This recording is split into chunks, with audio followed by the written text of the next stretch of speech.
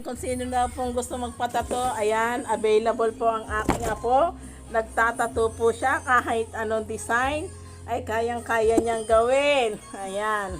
Oh guys, sa gusto magpatato, andito lang po ang aking apo at willing po siyang magtato kahit saan pong parte ng inyong katawan. Kasi maganda po ang mga design niya. Ayan guys, ang kanyang tato.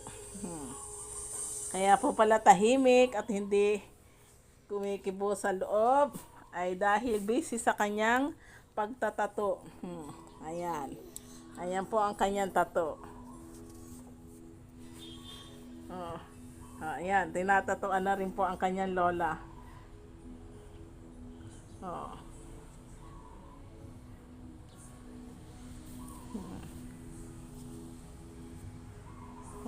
Magkabila po. Magkabila po ang tattoo niyan. Kaya tara na po kayo dito sa aming bahay para malagyan kayo ng tattoo kung anong gusto nyong design. Bahala na po ang apo kong pumili.